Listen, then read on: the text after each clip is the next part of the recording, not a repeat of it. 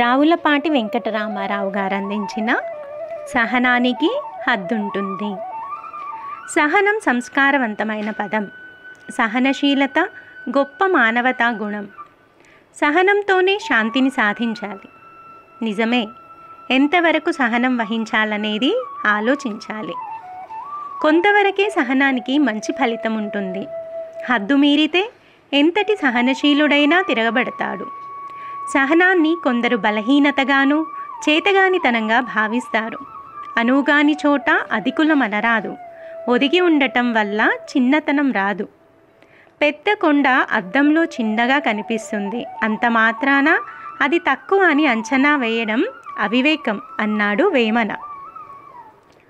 పదార్థాలు నిండుగా ఉన్న విస్తరి కదలకుండా ఉంటుంది. ఏమీ లేని ఆకు ఎగిరెగిరి పడుతుందని పెద్దలు చెబుతారు. నిజాన్ని, నిప్పును ఎప్పుడూ దాచలేరు. నివురుగప్పిన నిప్పులా ఉండవచ్చు.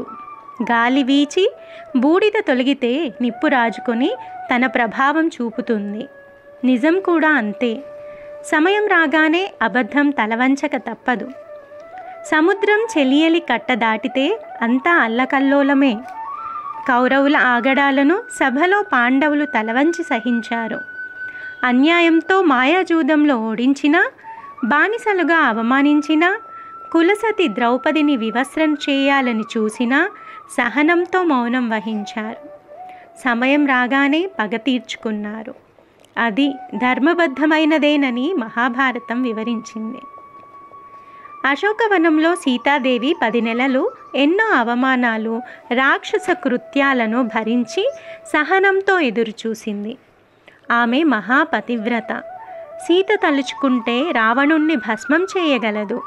ధర్మబద్ధంగా ఎలా జరగాలో అదే జరిగేందుకు నిరీక్షించింది. సహనం, ఓపికతో కష్టాలను సహించింది.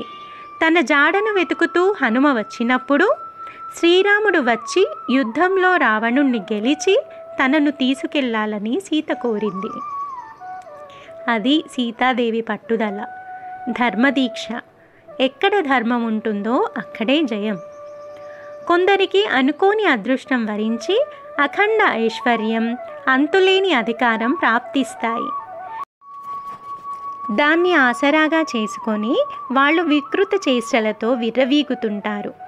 తమకు నచ్చని వారిపై అభాండాలు వేసి రాక్షసానందం పొందుతారు. అకృత్యాలు సాగిస్తారు. అవతలి వారి సహనాన్ని బలహీనతగా, అసమర్థతగా భావించి దమనకాండ కొనసాగిస్తారు. కొబ్బరికాయలోకి నీళ్లు ఎలా వస్తాయో అలాగే వచ్చి, ఏనుగు మింగిన వెలగపండులో గుజ్జు ఎలా మాయమైపోతుందో అదేవిధంగా వచ్చిపోయేవి ఐశ్వర్య, అధికారాలు.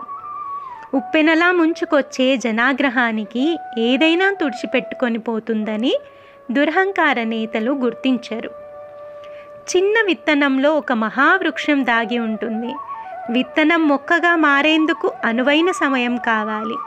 వర్షం కురిసి భూమి తడవగానే విత్తనం తనలోని మొలకెత్తే శక్తిని తన పై భాగంలో ఉండే పొట్టు కింద కేంద్రీకృతం చేస్తుంది. తనను తాను చీల్చుకొని అంకురాన్ని పైకి తెస్తుంది. ఎన్నో ఆటుపోట్లు ఎదుర్కొని మొక్క క్రమంగా వృక్షంగా ఎదుగుతుంది. సమయం, ప్రకృతి సహకారం దాని ఎదుగుదలకు అవసరం. అందరికీ ఫలాలతో ఆహారం, నీడతో ఆశ్రయాన్ని అందించే మహావృక్షాన్ని కూకటి వేళ్లతో పెకలించి వేయాలని భావించడం ఉన్మాదమే.